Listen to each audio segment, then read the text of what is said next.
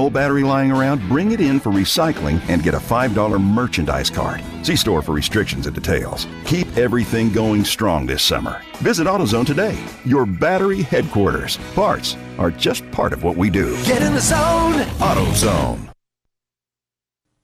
CBS News correspondent Jim Crisula tells us about a controversial chapter of American history come to life in North Carolina. It's believed to be the first of its kind in the nation. Plans have been finalized in Union County, North Carolina, just east of Charlotte, for a granite marker that will honor local slaves who served in the Confederate Army during the Civil War.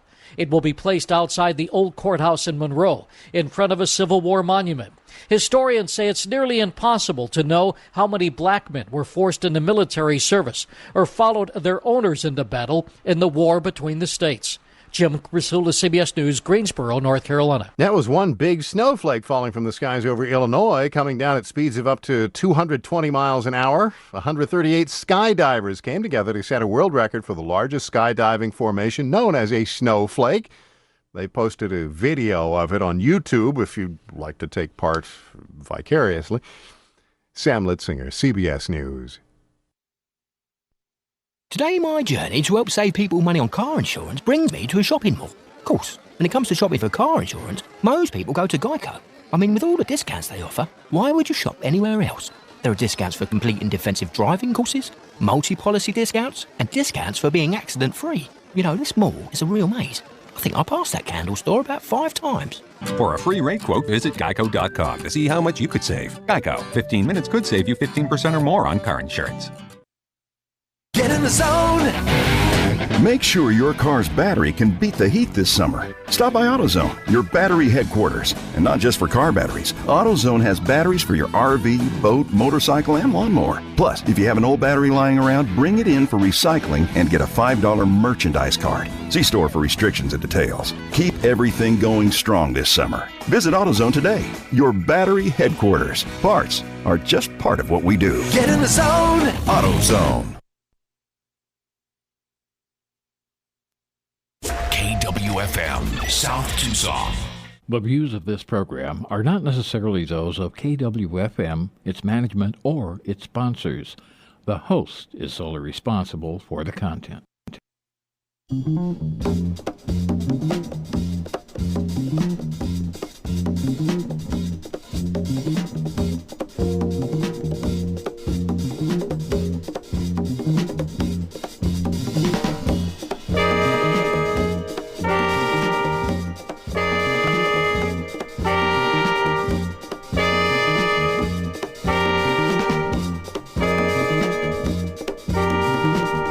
On a mission given to me by Woody Shaw, Sunship, Dizzy, and Billy Higgins, dedicated to pursuing a piece of our cultural heritage through interviews with my jazz heroes, this is The Jake Feinberg Show.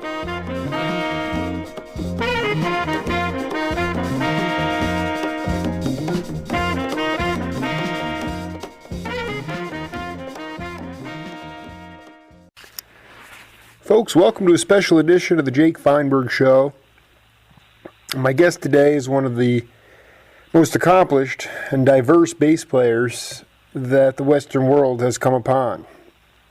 He was part of Stan Kenton's band. He was a valued member of the Crusaders. He also was part of the LA Express. But what I love about my guest more than anything else is that he continually plays parts that he might not be accustomed to naturally fitting into in the bass, in the realm of playing the bass. Is it a rock date? Is it a folk gig? Is it something in between? Is it fusion? Is it jazz? Is it big band? It didn't matter. My guest was able to put himself inside musical scenarios that he might not necessarily be comfortable with and turn them into some downright unbelievably funky, in the pocket bass playing opportunities. And so it is an honor to welcome Max Bennett to the Jake Feinberg Show. Thank you very much. That's pretty complimentary. Well, I don't think necessarily it does full justice to. I want to go back a little bit and talk about your upbringing and a little bit about how you got exposed to music? Was it through your folks or just through your discovery of the radio? How did that work out? No, for some unknown reason, from the time I was a tiny boy, I was obsessed with music. I started taking lessons on the guitar, I think when I was about 7 years old, something like that, 7 or 8. And this man came to town, and the lessons were $1.10 a piece. And you got this little Regal guitar, and if you finished the 10 lessons, you're supposed to be able to play the guitar. So he stayed in town and disappeared out after about the 5th or 6th lesson, and I kept the guitar and took it from there. Although I was never a good guitar player, I was so obsessed. I played, I went on and eventually played with the high school band in the rhythm section. But to tell you the truth, I really didn't have any knowledge at the time. I didn't know what I was doing much, but I was getting by, and that's about it. But we were doing a concert, and I'm from a small town, Oskaloosa, Iowa, and it's one of those towns that has a square. Sure. And we were on the north side. They roped it off, having a big celebration, and the high school dance band was playing that I was a part of. I was playing guitar, and a gentleman came up behind us and said, "I just came to town. I've been on the road, and now I'm staying in town. And could I bring my bass and sit in?" And we said, "Of course, sure." We'd never had a bass player in the band, so he stood right behind me, and it blew my mind. Absolutely, I was thrilled at the sound and the feel. So the next day, I ran down to the high school. This was during the summer, and picked up a bass that was because at that time they had a concert band. They also had an orchestra, so they had strings, etc. I picked up a bass, and I was home. From that point on, I was a bass player. And it was That's how it all got started. It was an upright bass. Yeah, correct. And it was just and so when he was playing behind you, he was just kind of sending. You said you liked the sound and the feel. Yeah, we'd never had a bass in the band before, Yeah. and I just couldn't get over how good it felt, and I was hooked immediately. So I went down to the high school, picked up a bass, and that was it. I was on my way. Because you said in high school you kind of were just keeping up. You didn't necessarily have a foundation. Not really. No. I played trombone in the high school band. And it's interesting because usually there are 3 trombone players. They're like a trombone trio. 2 of them are tenor, and one plays the bottom part. And I always wanted to play the bottom part, but I didn't know why. So that kind of came hand in hand with playing the bass, of course. But that's what got me started, and here I am today. Did you ever consider going to college, or did you want to just start a career in music right away? I did go to college. I went to the University of Iowa for 2 years. And after 2 years, I realized that that's not where I belonged. And I had received a call from some friends of mine in Des Moines who were in Meridian, Mississippi, playing at a club. And they said, "We need a bass player." So I jumped on a train and went to Meridian, Mississippi, and called my folks and said, "Save your money. I'm not going back to college." And they said, "Fine, good luck." And I went to Meridian and joined this group, and excuse me, and took it from there. What was Meridian? What kind of audience and what kind of music were you playing down there? Oh, well, we were playing standards. It was a small group, I think about 5 or 6 people. I remember there was a tenor saxophone and an alto saxophone and a rhythm section. No horns. Oh, yes, there was a horn, excuse me. Trumpet. And so it was about a 6 or 7 piece band, and we played in a club for dancing. And we played mostly standards. We were there for about 7 or 8 months at least. Then we came back, and we all went to Chicago from there and hung out and starved. And played in clubs in the late. There's a club called the High Note at 450 North Clark, Chicago, and the band broke. They stopped at 2, and then they had jam sessions till 6 in the morning. And all the guys who were unemployed players or anybody else came, and they closed the place up except for the back door, and people all over Clark Street was, well, basically it was strip joints for a long time, and all those people that worked there and so on, they would come into the high note and hang out with us and listen to the jam sessions that we would have until 6 in the morning. And that helped me a lot because there was a lot of guys from the south side of Chicago playing those strip joints, and the boss would hire drums, piano. He had a beat-up old piano and a saxophone, but they never hired the bass. So I could go up and down the street in the evening and play, because it was for nothing, but sit in and play with those guys from Chicago, mostly black guys from Chicago, South Chicago. And they were good players, and I learned a lot from them. That was really sort of an apprenticeship for me. So I've been fascinated for a long time with the idea that clubs would stay open until 5 in the morning. I've talked to a lot of different guys who, they'd finish a gig at 11 o'clock, and the soul club would be still open, and they'd go across the street and they'd sit in on drums, and they'd walk out at 8 in the morning. People would be going to church, and they'd be going home to sleep. Sure. But you're saying to me that was really more just that it was not a paid gig. It was just to get your sound out. It was a jam session. They actually, we all knew it was a jam session. The regular band quit at 2, and then we would come in and start playing, and people would just filter in as they finished their jobs. And we played till 6 usually. By 6 o'clock it was mostly in the summertime too at that time. And so people would drift in and hang out there. They'd keep the bar open.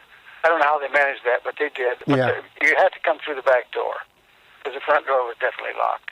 So, but they got away with it, and we had a great time, and I learned a lot.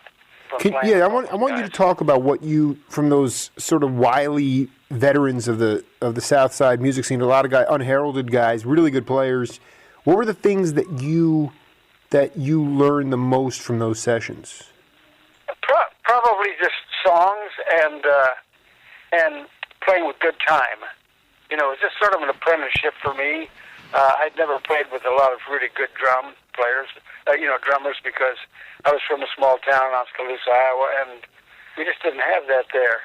And I jumped right from Iowa City, University of Iowa, and I did play there quite a bit, but they weren't great players. But as soon as I got into Chicago and playing those jam stations, it was much better musicianship. Max, we're gonna take some time and go through your career in a pretty elaborate way. But for my audience, they don't want to hear me, jabbering on questions. That's okay. The point is that when Max, like I was talking before, you found yourself in a lot of different scenarios in Iowa, Meridian, south side of Chicago. You got to cut your teeth. And it really prepared you for the 70s, which is, or the early 70s, which was a real flourishing time, and it was a time you were using the electric bass. Correct. And I wanted to play a clip of music here and come back and talk about it, okay? Okay.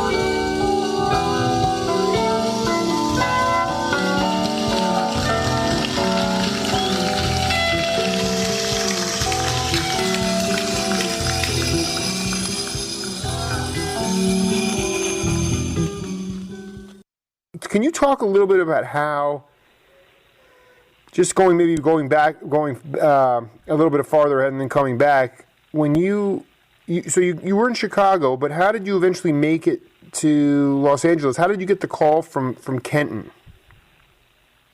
Right after, try to make this brief. After Chicago, I joined a group called Herbie Fields, a saxophone player. We had a group, and I worked with them for several months. And we ended up in New York, and I played, got to play with Charlie Parker at that time. And the bass player didn't show up for the first set or something, and so I got to play a couple of tunes with him. Unbelievable. Which was a thrill. Well, can you just spend? I don't think I've talked to any of my guests that have had a chance to play with Bird. Can you just share a little bit about that? Well, it was a quickie. There's a club. Billy Eckstein was the headline singer, and Bird was opening, and then Herbie Fields, the group I was with, was second in line. And I used to go every night and listen to the band. But about the fifth or sixth night, I was standing waiting for them to go on because they were first. Bird was. And he said, "Aren't you the bass player with Herbie Fields?" And I said, "Yes." He said, "Well, get your bass." He said, Tommy Potter was the bass player with him. He said, he didn't show up. So I was like, oh, my God, I get to play with Bird. So I went out and played a couple of tunes. It was pretty much of a daze, but I was so excited. And then later on, after I left Herbie Fields, I joined Georgie Hall's group with Lou Levy and Tiny Khan and Frank Rosalino and Georgie. And we worked on the north side of Chicago, went to Chicago, worked on the north side at the Silhouette Club. And Bird was downtown at the Blue Note with Bird with Strings. And he finished earlier than we did because we worked much later in Chicago at night. And he used to come out during the time he was there several times and sit in with us. Wow. So I got to play with him again, which was even better because it was way more relaxed. And it was a better band, too. So that was quite a thrill. Wait, so you're saying that you were with Lou Levy and Frank Rosalino at this time? Yeah. Dude, get me some tapes of that band. That was a good band. It really was. I mean, Tony Khan, one of the greatest drummers ever. Just fantastic. He was from Brooklyn, New York. And it was a great band. It really was. I know you didn't obviously you weren't really tight with Bird, but I mean, what stood out to you? No, not at all. But what stood out to you? That it was obviously he was an entrepreneur. He was totally improvisational, and he was ahead of his time. But of course, yes. What did you gather from his ability to relate to other human beings that's kind of made him a compelling figure and a leader? Well, that's difficult to say. I didn't really know him at all. But listening to his records and everything, he was just one of a great group of very innovative saxophone players, trumpet players, and Bird was from Kansas City originally, Kansas City, Missouri. But he was just a great guy, and I never really had any personal relationship with him. He led a band in New York and played with other bands. He did just like the rest of it did. One time you're the leader, next time somebody else is the leader, but it's like the same group of players in that area, and you all just play together because you're jazz players. I mean, I always considered myself essentially a jazz musician, although I've done much more than jazz, but that's the way I think of myself, as essentially a jazz musician. Can you talk about, this is a little bit off base, but I was talking to Howard Johnson and about those titans, sort of the Parkers and the Louis Armstrongs, the Coltranes, and those guys are called the legends. And Howard was quick to say, he's like, they're not calling my generation legends, but how would you characterize your generation of musicians? Because I'm tremendously fascinated, and I also feel that you guys really were able to, like you said, you played in a wide array of idioms before music was so stratified. So I'm just kind of curious to get your perspective on your generation of musicians. Well, as a young guy, when I got influenced with music, my influences, my main influence at the time when I lived in my hometown, there wasn't much music there, but Duke Ellington's band, that was it for me. Although I loved a lot of other big bands. Big bands were very popular. You know, I'm going way back here. Big bands were very popular, so I listened to all the kind of bands. I loved Woody Herman's band. But Duke Ellington's band was just something completely different harmonically, and great players, and I just got hooked on that kind of music. And that was always been an influence. There was a great bass player that Jimmy Blanton that worked with him. He died of TB at early age, but he was a great bass player. And he was one of my influences. Another one, I'm talking about stand-up bass. Sure. Ray Brown was another influence. Ray and I were really good friends and worked together in the studios in L.A. a lot. And we were pretty tight at that time. He sounds like he was a... great. Just large, just almost a massive humanity. I mean, Jim Huart, the great bass player, he said that. I know Jim. Yeah. Yeah, sure. You know, and Jim was like, you know, he was talking about when Ella Fitzgerald was looking for a new bass player, and because him and Ray had collaborated in Minnesota, Ray recommended him for the gig. It was just, you know, it just, to me, it was like, the reasons they were legends, on top of just being incredible, just guys that had great chops, it was because they were completely selfless, and they were secure enough with themselves where they could say, you know, there's this guy, you know, he's great and he deserves a chance. Oh yeah. You know, we all help each other out. I worked with Ella for about a year and a half, also. You know, I would venture to say that the jazz musicians all over the country are sort of a club all their own in a way. I'm not trying to separate them necessarily from other players, but it's just, since they have a lot in common musically, they tend to help each other out and associate with each other naturally. It's just a natural thing to do that. And Ray was a great guy, and as a matter of fact, he did some producing, and then he hired me to play because I was playing electric bass then. And I still am. This afternoon, as a matter of fact. Yeah, tell me a little about this gig this afternoon. I love the fact you're going out to jazz. I would love to be able to catch this gig. Well, this the thing I'm doing today as a radio station, as a matter of fact, called KSBR. Mm-hmm.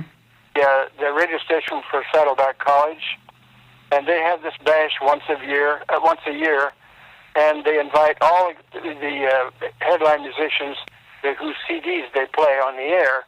And we all get together, we all bring one tune, and then they make a roster, and we just play each other's tune, and it always has a great crowd.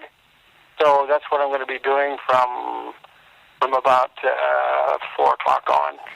Which is great because, and unlike in sunny California, you get 70, 75 degrees with a breeze, and, you know, here in Tucson, we're going to be launching into the 110s. Yeah, well, that's about the temperature now. It gets a little chilly at night. It's pretty breezy here today. I prefer it when it's not cold and it's not too breezy. Hey, Max, we're playing outside. You know, I want to ask you a question. So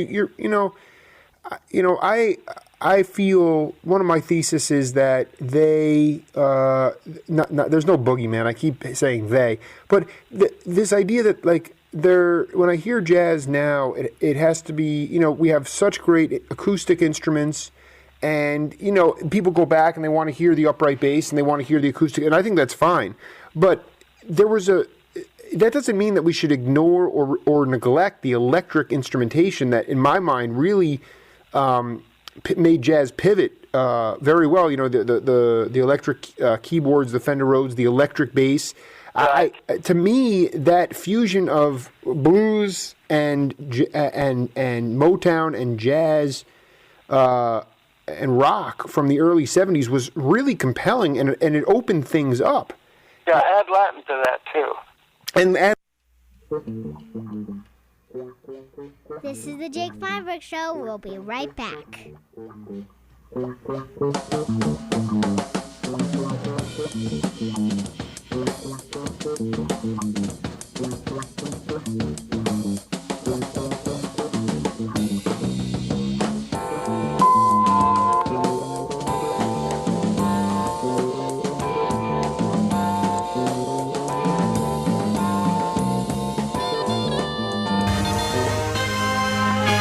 NBC News Radio, I'm Dan Scanlon. Another golden day at the Olympics. Michael Phelps put the U.S. ahead in the 400-meter medley relay with his trademark butterfly stroke. Japan took the silver, Australia the bronze. Phelps retires with 18 gold medals, 22 overall in his career. That is twice as many as his nearest competitor. Just before Phelps struck gold, Missy Franklin set a world record in the 200 backstroke. That is her third gold of the London Games. Right behind Phelps, the youngest member of the U.S. team, 15-year-old Katie Ledecky, won gold in the 800-meter freestyle. Team USA barely beat Lithuania 99-94 to remain undefeated. And Serena Williams claimed the tennis singles gold over Maria Sharapova. A fire near Luther, Oklahoma is now under control, but at least 121 buildings, most of them homes, were lost. Police are looking for a suspect in a black pickup truck who may have set those fires. This is NBC News Radio. Live from Progressive. Let's take another call. Hey, Flo, ever wonder if you offer too many discounts? Never. Homeowner, safe driver, snapshot, pay in full. Right now we offer more discounts than ever. Doesn't that seem a bit excessive? Wait, is this Bill and Tom from another insurance company? Hang up. Busted! Getting you all the discounts you deserve. Now that's Progressive. Call or click today. Progressive Casualty Insurance Company and its affiliates. Mayfield Village, Ohio. Prices vary based on how you buy. Discounts not available in all states or situations. Get in the zone! Make sure your car's battery can beat the heat this summer. Stop by AutoZone, your battery headquarters. And not just for car batteries. AutoZone has batteries for your RV, boat, motorcycle, and lawnmower. Plus, if you have an old battery lying around, bring it in for recycling and get a $5 merchandise card. See store for restrictions and details. Keep everything going strong this summer. Visit AutoZone today, your battery headquarters. Parts are just part of what we do. Get in the zone! AutoZone. Today, my journey to help save people money on car insurance brings me to a shopping mall. Of course, when it comes to shopping for car insurance, most people go to Geico. I mean, with all the discounts they offer, why would you shop anywhere else? There are discounts for complete and defensive driving courses, multi-policy discounts, and discounts for being accident-free. You know, this mall is a real maze. I think I passed that candle store about 5 times. For a free rate quote, visit geico.com to see how much you could save. Geico, 15 minutes could save you 15% or more on car insurance. Get in the zone!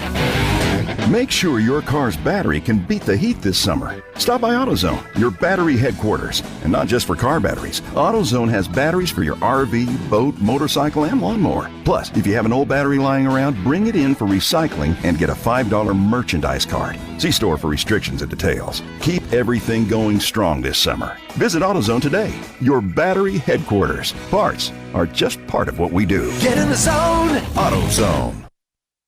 In this day and age, people have a lot to protect. You want to know that when you're insuring valuable goods, you have an agent you can trust. Craig Pretzinger is that agent. For auto, home, and life insurance, the Pretzinger Agency is Tucson's most honest and flexible insurance company. Have off-road vehicles or motorhomes? Pretzinger can cover that as well. Pretzinger Agency at 299-5810, located across the street from Sullivan's Steakhouse on the southwest corner of River and Campbell. Trust, compassion, and service. The whole package at Pretzinger Agency. Call 299-5810 or text quote to 520-582-5150. 520-582-5150. We have vintage receivers, turntables, speakers, and tape decks for sale with full warranty at reasonable prices.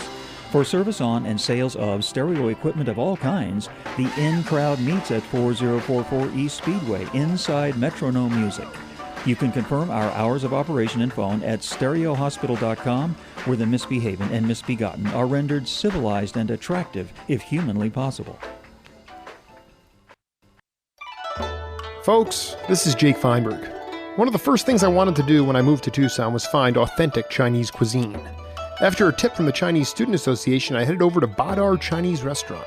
Well, it's been 7 years, and I have never looked back.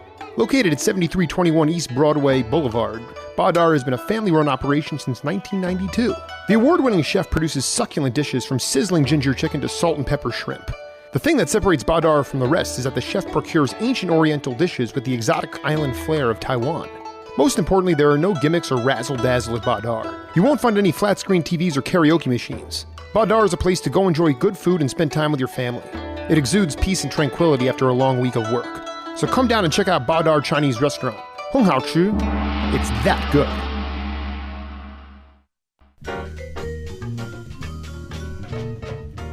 Folks, this is Jake Feinberg. When it came time to decide where to buy my daughter a piano last year, the choice was easy. We got it at Hackenberg & Sons Piano Company. Located at 4333 East Broadway Boulevard, Hackenberg & Sons is Tucson's longest-running family-owned piano business. Run by 3 brothers and a son, they pride themselves on superior instruments and customer satisfaction. It's why they've been around so long. And it's why their pianos are used at the University of Arizona, Pima Community College, and many other prestigious institutions. So whether it's for your child, business, or yourself, when you buy a piano, make sure you go to Hackenberg & Sons. It'll be the beginning of a long-lasting partnership. For more information, visit them at hackenbergpiano.com.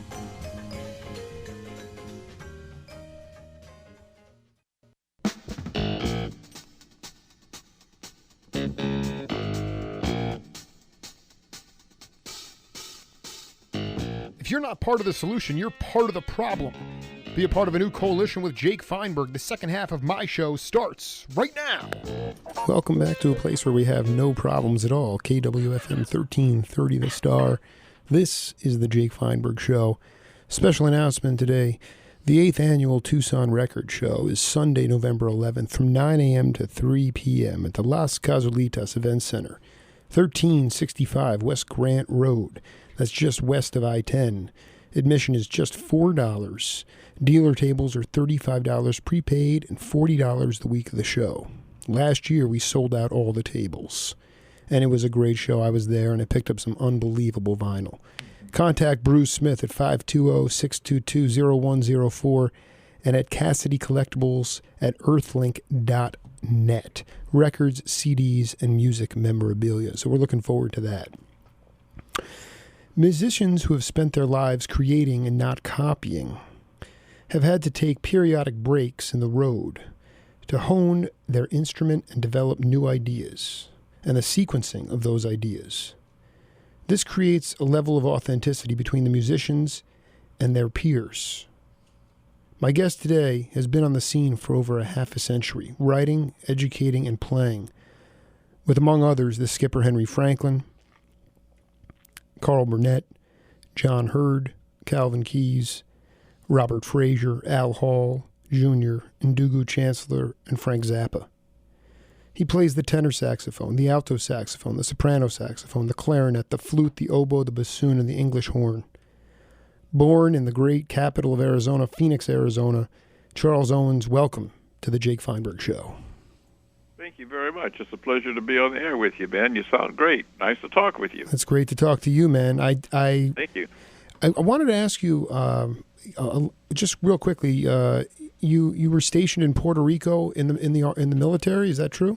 In the Air Force, yes. I was stationed in the Air Force Band and San Juan. Well, actually, at the other end of the island, in a place called Aguadilla at Ramey Air Force Base. We were there to provide public relations for the Air Force, so the Puerto Rican people could enjoy the aircraft taking off. They were so loud and they disturbed everybody, and we did a pretty good job of keeping them happy, playing some good Cuban and Puerto Rican music. That's where I got introduced to Latin American music, and it was a real wonderful experience. Yeah, I have to. There's also, most of the Puerto Rican cats, like that percussion guys, they emigrated up to the East Coast after that. Guys like Ray Mantilla, and there were other Puerto Rican guys as well that came up that way. But so talk a little bit about the significance of the African drums, the conga drums, into what you might call a jazz idiom setting. Well, I had the pleasure of working with Mongo Santa Maria, and he was from Havana, Cuba, and he came in through Mexico City when he got his visa, and he brought in Francisco Agobella and most of the other Latin percussionists, and he was like the first one to play the conga drums in a jazz setting, and he would told me, or told the band a couple of times that when he had first played with Max Roach, really didn't dig having him there and tried to rush the tempo and make him feel uncomfortable, but Bongo was a very strong player, and after a while, Max started digging and started getting a groove together. So, because a good conga player can fit in any kind of situation, rock, funk, classical, whatever. So, Mongo was like the pioneer of bringing it all together in New York, and worked with what's the guy? Cal Jader. Yes, that's right. He was with Cal Jader for a long time. I'm still trying to think of Tito Puente. Of course, yeah. He also played with Tito Puente for a long time, and after a while, he kind of helped establish the conga groove around New York, and Willie Bobo came on the scene, and Willie Bobo had a great sense of humor, he said he was a Spookerican. He wasn't a Puerto Rican. But he was a great timbale player that he and Mongo hooked up, and that they wound up playing with, like you say, Cal Jada for a long time. You know, I wanted to ask you something that actually fits right into this, but, you know, I think one of the things there's a lot missing from live music, or the idea of, you know, accessibility, venues, the opportunity for late hours of playing, just music in general being played outside of storefronts, you know, just being able to hear music. But some of these, you know, I would call them ethnic cats, but the Willy Bobos of the world and the Mongos and the, you know, those guys were character builders, and they were also, to me, music was a huge invigorating force for minorities. And I know you do a lot of work in the schools. Sure. And I wonder a little bit about, you know, why has there been such a drastic fall off? I know people say, first off, they take the music out of the schools, and by and large that might be true. But, you know, give me the flip side of it, the idea of someone like yourself who's gifted in all these different instruments, but what's the most important thing you do when you go into these schools? What do you try to talk to these kids about? And how do you work with them if they don't have if their parents never learned how to play instruments? Well, that's a real big question to answer in such a short period of time. I know I have the pleasure of doing a history of jazz program in February. Every February is Black History Month. And since we black people invented jazz in New Orleans around the turn of the century, you know, 1900 or 1901, we want to get credit for it and also let the young people know, not only the young black people, but all the young kids through every school that we go to. And we play 15 different schools, and we do 2 assemblies at each school. And we've never gone to a school where the young people, white, black, Chinese, out here in Los Angeles, we have all kind of audiences, you know, Filipino. Absolutely. They all love jazz. They want to know about when it was born. We go right down the line and talk about Buddy Molly, or I think it's Buddy Molly, the guy that influenced Louis Armstrong. And we talk about Louis. We have big pictures and show pictures of Louis Armstrong and pictures of Ella Fitzgerald, the First Lady of Song, and Duke Ellington, of course, and Count Basie. So we just kind of lay the groundwork, and then we challenge them to go home and turn on our jazz station out here and listen to jazz while they're doing the homework. So it's just a matter of, sometimes I feel like if it wasn't for the Los Angeles Jazz Society, which sponsors these bands in February, it's 3 different bands. Washington Rucker has a band. A guy named Preston has a band. Then I have a band. And I've been doing this program for about 10 or 11 years with the same personnel, generally. And the drummer gets up and talks about the history of the drums. Like when they first played in New Orleans, they had what they called the second line, and each drummer played a different instrument. You had a cymbal player, a snare drum player, a bell player, a bass drum player, and a miscellaneous. So after a while, they had to combine that. He says the budget got small, so one drummer had to do it all, so we came up with the jazz kit. And each person talks about their respective instrument. So that's what my band does. That's what we do during jazz history. It's just a matter of like people like you who have a great jazz station, been doing it for a while, exposing people. We have to keep exposing the young people because it's you got rap out there and you got hip hop and you got all that. Well, that's coming from the blues and coming from good music, and it almost goes all the way back to slavery music when you had the chance. So it's just a matter of introducing and exposing the kids to blues and jazz, and that's all it is. So some of them will like it and some of them won't like it, but we just have to keep putting it out there and let them make the decisions themselves. The station you speak of is K-Jazz, and actually in your right. when I'm with my family up in Phoenix, inevitably we drive back to Tucson, and I can pick up K-Jazz on the local public radio, the public radio station in Phoenix picks up K-Jazz at night.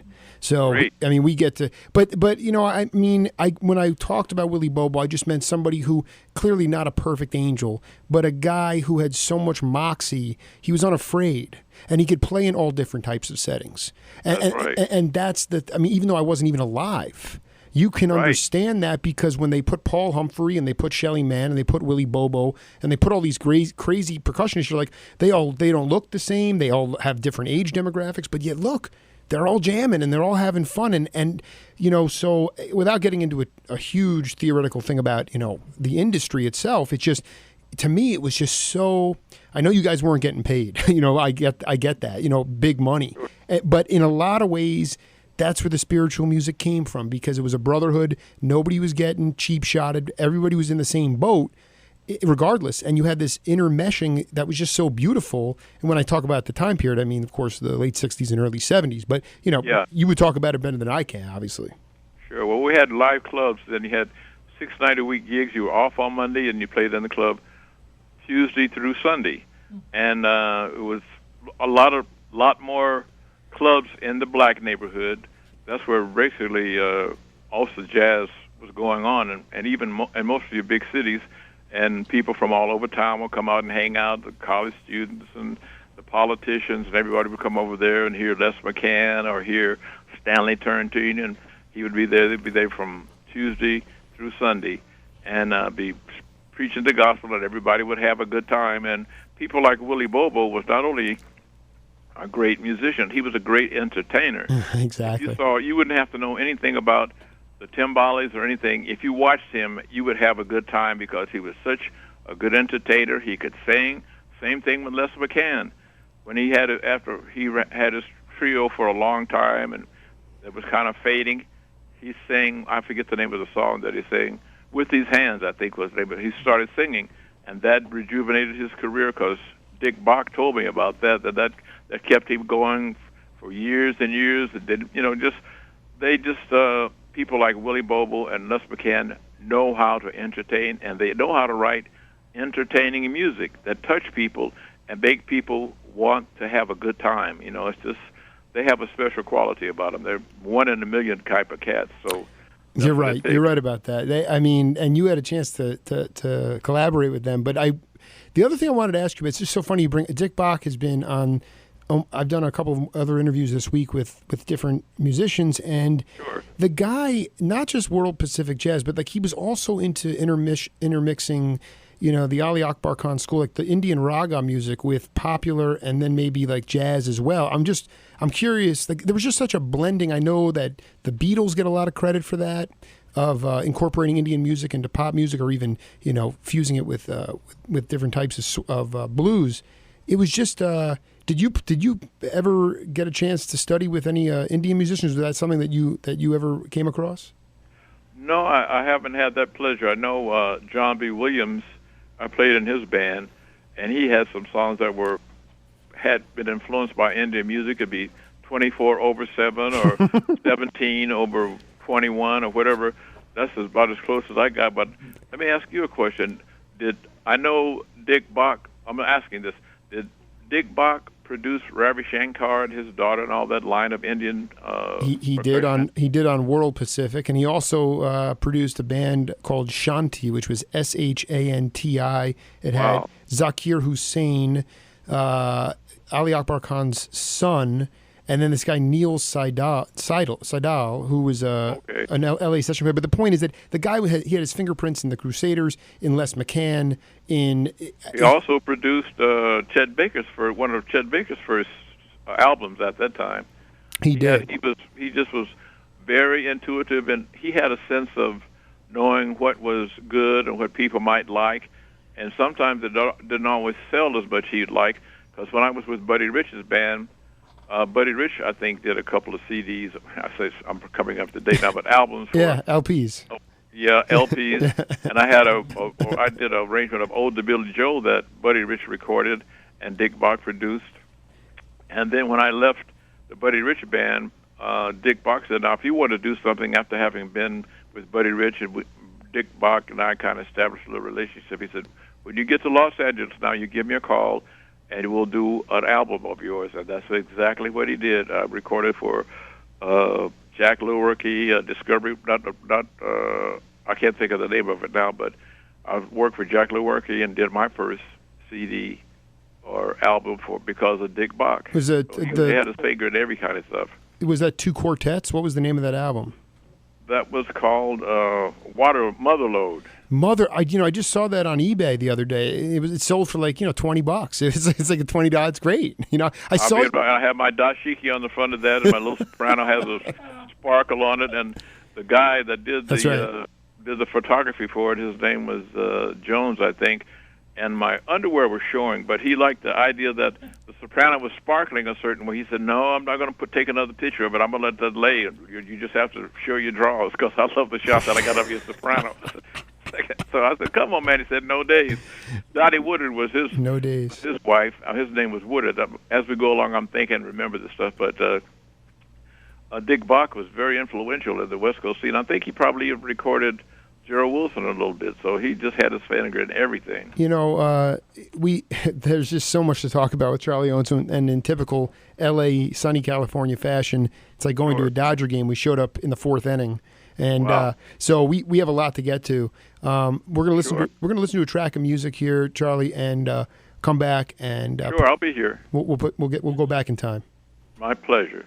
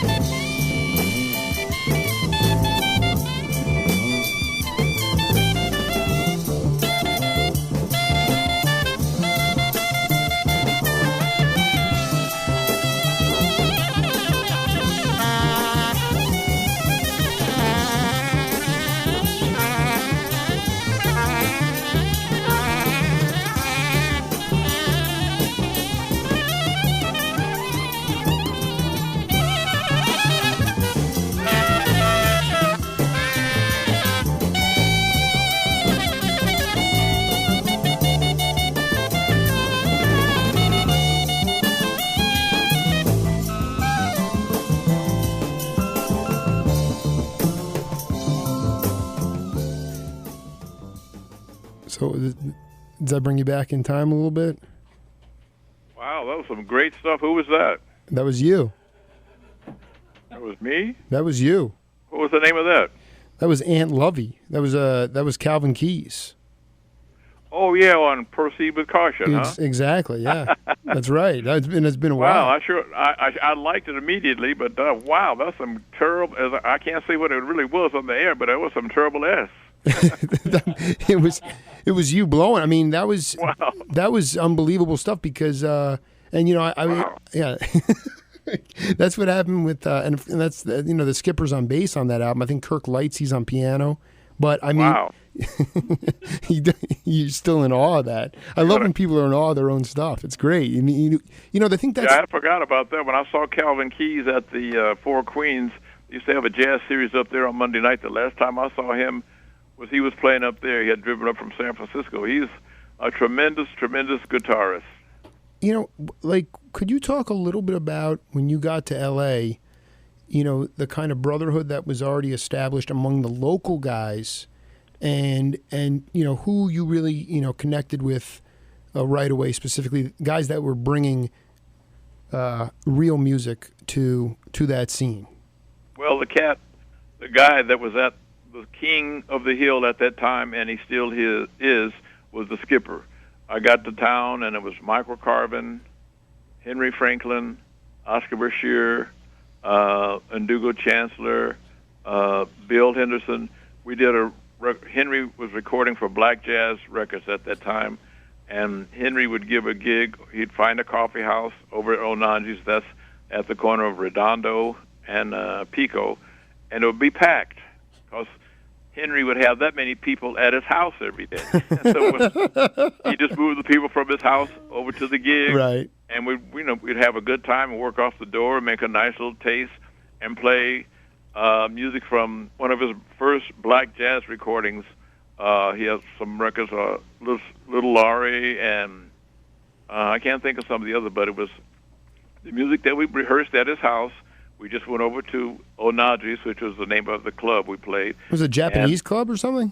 No, that was like an African. That was the name at that time. We had all the black cats had African or Swahili names. There was Ndugu, had Chachi, which was Oscar Brashear's name, Nimbu. Nimbu, yeah. Nimbu, that's Henry's name. Oh, and man. everybody had a name, but I didn't go for African. I said, my name is Charlie Owens. I'm having enough time trying to establish that so people will know who Charlie Owens is. I'm not going to change it in the middle of the stream, but every name had a certain feeling added to it, like Carl Bennett, I forget what his name was. Yeah, no, I mean, but the idea there was, and listen, I want to tell you, we have to go to the news in about 2 minutes. We'll come back on the other side. Sure. So, but, there was something about that keeping with the African roots, the names, that definitely added to an intrigue to the band, because to me, that black jazz music that you were playing, that was from the homeland. It was electric from the homeland. And George Russell, not George Russell, but Gene Russell. Gene Russell, yeah, the producer and president of black jazz. He's always started a racial controversy because he would say, I could tell a white guy playing from a black guy, and they would have him on the radio, and sure enough, he could tell the black guy playing from the white guy. Exactly. So it had a little more feeling, a little earth or whatever, but he would always piss off all of Los Angeles by saying something like that, but he could back it up, and he produced Rudolph Johnson, he produced Chester Thompson. Right, right. But listen, I want to tell you something. You just broke some news, because I've been obsessing about Gene Russell for a long, long time, and I knew he was always, I'm not going to say he was a fly in the ointment, he told the truth. And that's what you're doing it in a much more politically correct way today, but by going to those schools, you're telling those kids, this is the roots of the music, period. Yeah. And that's what Gene was saying too. And also that black people invented it. And also, not only did we invent jazz, we invented the red light, how to store. Charles Drew invented a way to store blood so we could have blood transfusion, and a black cat invented the computer. So we're just showing that everybody, has something to be proud of. Next month is Cinco de Mayo. Then the Mexican cats, come out and talk about how proud they are. The first ones that have California. So, yeah, I try to do it in a way, because there's been times when I have pissed off the media here too. I was out at a... No, we'll get into it. Let's okay. We'll go to the break. We'll come back on the other side with Charlie Owens. Hang tight. Okay, this thank is the you. Jake Feinberg Show on KWFM 1330, The Star.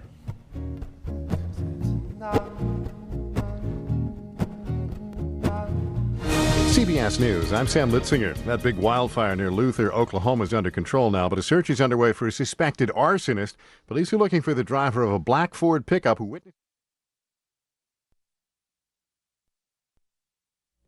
And we're back here in a overtime session here with Charlie Owens. So, Charlie, I wanted to, I want to be clear about this.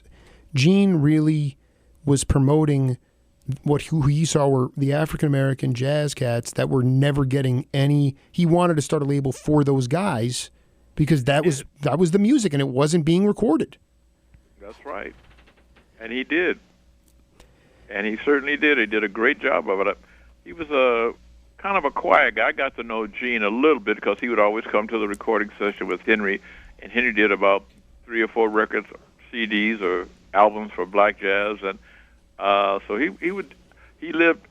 did exactly what you just said he did. He gave the black cats a chance and an outlet to do an album and then travel around the country. Like who was the guy that Gene, the guy that played Doug Karn, yeah, Doug Karns. His career took off behind black jazz, so he helped us all a lot. Yeah, and maybe it was. It's amazing. You talk about pissing people off in, different sectors of the media world. I mean, I just had a conversation with Big Black where, to make jazz was known as JASS, originally, Yeah. and then all of a sudden to become more politically correct and expand to a more wider audience, it became JAZZ. And I just, to me, it's like I just feel in a lot of ways people need to speak their mind and more importantly tell the truth and not be afraid. I think there's a lot of emphasis today on saying, well, I'm coasting right now. I'm okay. I'm just going to, lay low and not worry about it. And that's a disservice to our the ability for us to progress as a people. Well, I think you have to know how to. You can say anything if you put it in the right context. You say things politically correct. Well, that's because I'm an old guy now and I've made all kind of mistakes and pissed a lot of people off. But the bottom line is everybody likes good music and everybody likes to be around good people. And you find good white people, good black people. Some black people I wouldn't want to have nothing to do with because they're the dirtiest dogs I've ever been around. They don't stand for anything good. You just want to be around good people that love the music, not people that are going to have a concert and rip the band off or not have, if it's a hot place and they don't have air conditioning. You just want to be around nice people. It makes life so much easier. There's enough buttholes around to go around anyway. You just want to try to stay around the good people. Like you're down there in Tucson, you produce the jazz. Sound like you're doing a whole lot of good work down there for musicians and yourself. And you'd like to say your daughter started playing piano. You went to this music store and they got a good deal or whatever. That's the kind of people you want to work with, No, I mean, I'll be very honest with you. I mean, to me, my show we don't delve into theory. I mean, that would put people to sleep. I look at people, I say, okay, where's the authenticity in my generation's music? What exists today insofar as information when it comes to liner notes and photography, and then also the stories and the intellectual capacity, it's non-existent. And so I said I have to go reach back into time and find the people that are true mentors to me. And those people are guys like Oscar Brashear and Ndugu, yourself, the skipper. And then also on the East Coast, there's all these other beautiful cats too, like, Pat Martino and, Bobby Rose and the list goes on and on and on. Mike Longo, guys that they were touched by all these, everybody that came before them. But Mingus, Duke Ellington, Ben Webster, Cannonball, Dizzy Gillespie, right? We just were touched by them as kids, and we want to be able to touch people. Well, we don't like our music. We don't have the Cannonballs. We don't have the guys that are strong enough to get up there, and make statements that about and not political statements. I'm just talking about making an album about. I was listening to this album, the Soul Zodiac he did. And he talks all about the different signs, the Pisces, Taurus, the idea. And he has this guy, this guy Holmes, I want to say his name is Richard Holmes. I'm not sure. He used to do a radio show in Los Angeles. And the guy's out there, pontificating about the different signs, and they're playing this great... It was Rick Holmes. Rick Holmes. And I'm like, This is spiritual stuff. This is open-minded stuff. And you don't hear this anymore. You hear a lot of great Art Blakey and Lee Morgan on K-Jazz, but you don't hear people, going off and saying there's other ways to do things than just being a completely rigid rigid when it comes to education. That's kind of where I'm coming at with this, is just to be able to bring in the cats who could play all different types of idioms. They just could play music, and they were very bright, and they could speak their mind, and you fall into that group. Well, I appreciate that. I really appreciate that. I'm glad to be in your program. I'm sorry we couldn't hook up yesterday, but today is really cool. Like, I'm going to mention this real quickly. I remember Rick Holmes and Roland Kirk had a big argument on the radio like you and I talking. It just broke up because Roland Kirk said, "Man, you're not playing nothing," because Rick Holmes was kind of beginning to play crossover at that time. So Roland Kirk busted him right there on the air.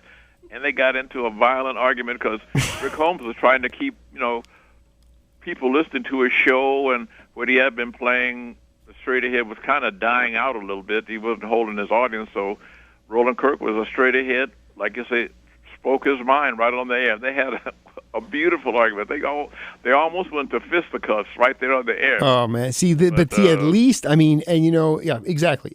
But it was. It didn't matter if it was Dizzy or, these guys stood up for themselves. They advocated for themselves. And it's harder in our society now to stand out. Individualism is, and it just shows within the club circuit, the fact that you had that Henry was able to advocate and get an African club to book you guys 6 days a week. That kind of stuff was still acceptable. And I can only look at that and say, well, we might have, technologically we might have advanced, and quite frankly, I probably would not have been able to interview Charles Owens over the phone. Maybe I would have back in the 60s and 70s, but I mean, it would have been hard to do some of the interviews that I've done today. But the truth is that as far as human connection, treating human beings, how we relate. Okay, I see what you mean, yeah. As insofar as, we've made this huge jump digitally, we've regressed as humans. That's sort of my thesis after doing 160 some interviews. Well, I think you're right about that. People, in the 60s, people cared a little more about each other and looked out for each other a little more. And as time moved on, like into the 70s, things got a little harder in the 80s and the 90s. And now with the unemployment being so bad, people are just becoming a little insensitive. They don't drive as politely as before. You got road rage and people following down people down the street if they cut in front of them and trying to shoot them and all that. It's just people. I don't know what it is. It's just it's not as people don't care as much about each other as they used to do, and don't have as much respect for each other. Maybe they don't go to church enough. I don't know what it is. Like this situation up in Colorado, that's so ridiculous. And then people abusing kids, and it's just I'll say they just got away. The world has gotten too far away from God. Whatever your religion is, you got to believe that your brother is your brother, and we got to look out for each other.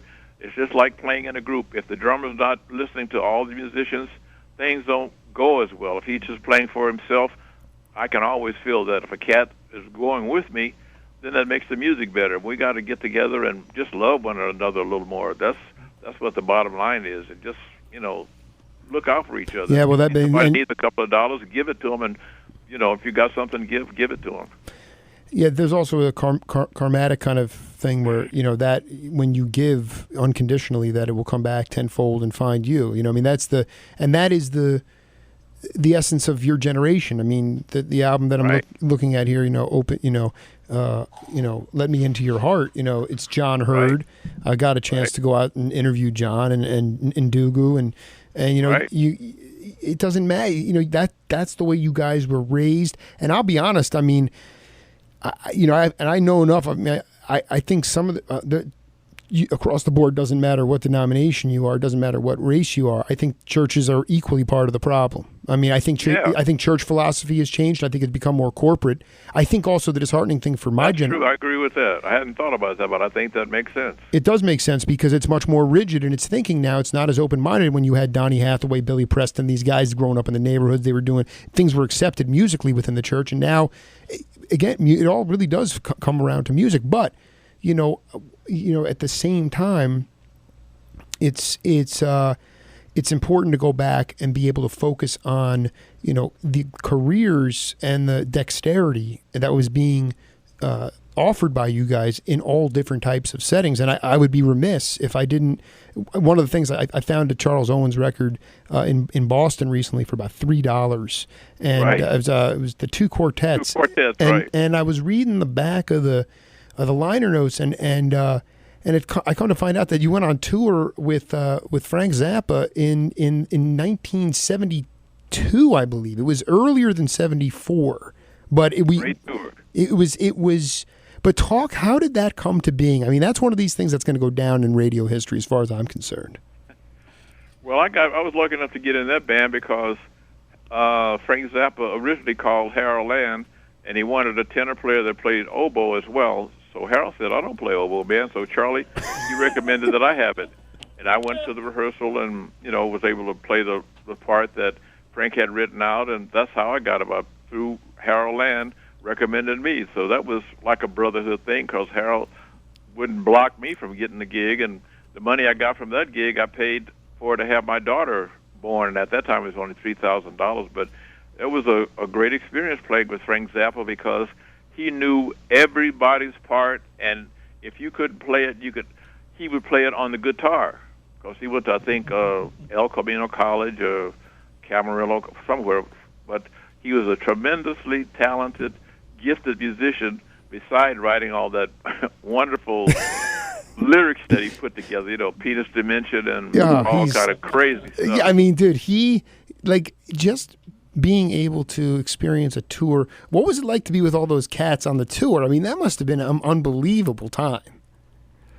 It was. And Bruce Fowler was on that tour. It was Napoleon Murphy Brock. I don't even know who was in that. Right, and Fowler, I think, what was it? Was it Tom or Bruce? I can't think of the piano player's name, and his wife was a piano player, Ruth Underwood. Ian Underwood or something, yeah. Ian and his wife, and she wore some of the slickest pants, man. Woo! She was a fine mama. She was a vibes player or something? Well, I think she was a piano. She might have been a vibes player. She was some kind of keyboard player, but she would really uplift the feeling of the rehearsal when she walked in with those little almost pants, and that was a wonderful experience there. And then they had a bassoon, Bruce Fowler on trumpet, and his wife was on bassoon. We all had to play our instruments through an amplifier. Everybody had to be amplified. So Frank was way ahead of his time. Even later on, Miles, put up playing the electronic trumpet, but Frank Zappa had us all playing electrified instruments, and we had a man out front controlling everybody's sound, make it blend. And we played at the Hollywood Bowl. It was a great tour, a wonderful.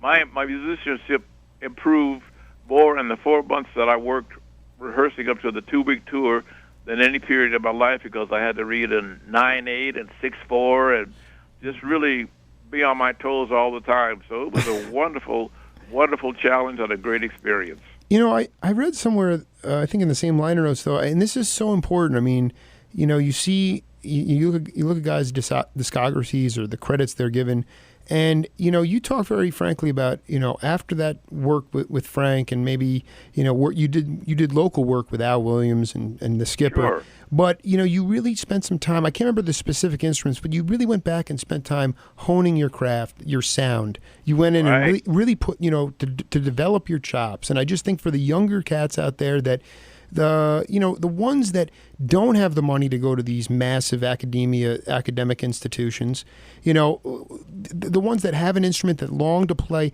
I mean, what are kind of the practice tips, the hard scrabble stuff where you don't need $1 million in order to improve yourself and make yourself a reputable player? Well, you pick out somebody that you admire, and then go study with them. Find out what they charge. Some guys charge $50 for half an hour or $75 for an hour, and you lay with them for a couple of years. The reason I was able to hone my craft is I got the GI Bill. I was eligible for the GI Bill. So I got paid for going to school and learning the oboe and the flute and the clarinet out of Cal State L.A. And so I just took advantage of the opportunity that I had. And but there's a way, like you go, there's a lot of wonderful, great players in Los Angeles and New York and Chicago for young people to go. In fact, I'm kind of like the Buddy Collette of Los Angeles now, since Buddy has passed on. That's awesome. What a great. I mean, that's great company right there. Well, he taught me a lot, and left it wide open. Showed me how to be fair with the students. If you just have to tell the students the truth that they're playing out of tune, you can't say, "Oh, you sound good." You got to say, "Well, that note needs a little more work on it." Pisses the student off, because Buddy used to tell me the same thing. Wait a minute, Charlie, that's C sharp. Oh, wait a minute, that's not acceptable. I would be pissed for about 2 months. I wouldn't go back for a lesson till I got over being angry, because I knew he was just telling the truth. And he told the other students the same thing, and Bill Green was the same thing. Wait a minute, that fingering is not right. So you have to go to somebody that's going to be your mentor and lay with them no matter through the good times and the bad times. So that's how I taught Lewis Taylor, the wonderful saxophone player nowadays. I taught Kamasi Washington. Oh, wow. I taught Azar when he was just coming up, and he was so gifted. I said, man, there's nothing I can teach you. You just need to go to New York. And it was a little coffee house here called East-West Connection that Larry Gels and Rose Gels that ran at that time. And Larry Gels had just come off the road with Thelonious Monk and settled in Los Angeles and opened up a coffee house. And Azar came through there and played, and Larry's was friends with everybody. So Larry told Elvin Jones and McCoy Tyner about Azar, and the rest is history. But I gave Azar his first saxophone lesson. So that's, and now Azar comes and plays on my gigs, and I go and play on his gigs, and I'm stealing his licks, and he's stealing mine. We're having a ball playing. But that's how it's just helping each other whenever there's an opportunity. Whatever the opportunity. There's nothing to apologize for being a shameless thief when you're borrowing ideas from Azar or him from you. I mean, it really. Talk to me. Larry Gale's Coffee House has come up for me before, because I promoted a concert in honor of Gene Russell last summer in Lamert Park with the Skipper and Calvin, Carl Burnett, George Harper, and Bobby Pierce, and talk about like that 1 to 5 slot in the morning. Like when you got out there, was there like some organ trio gig that you would sit on, like with Charles Kennard or with Bill Cosby? Did you ever overlap with those cats? No, but Herman Riley is the reason I got the gig at the coffee house with Larry Gales, because Herman had the real good gig over at the Coconut Grove, backing up like people like Sammy Davis and Tony Bennett. So he couldn't make the gig over at the coffee house on time. He'd get off about 11:30 or 12, and he'd come over there and play. But in the meantime, he recommended me to go over and play at the coffee house, and I got the gig and laid with it for a long time.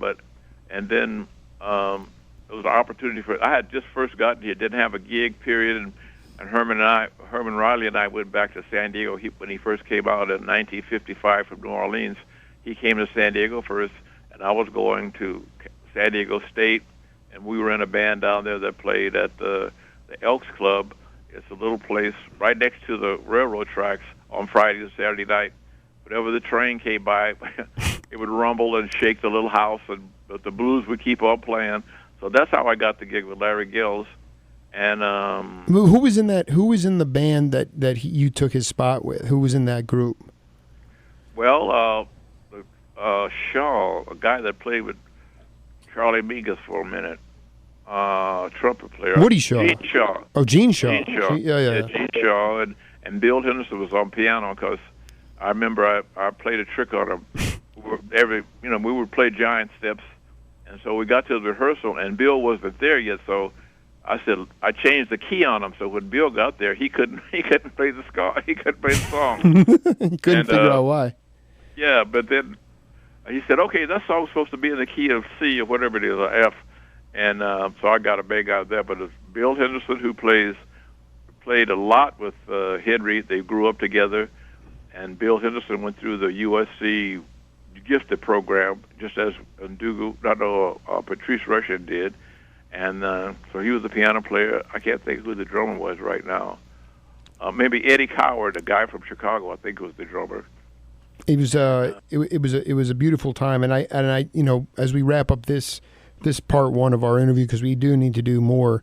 I wanted to talk to you a little bit about your experience. The first time I actually became aware of Charlie Owens was on one of the Skipper's albums called Tribal Dance, which was on the Catalyst label from 1976.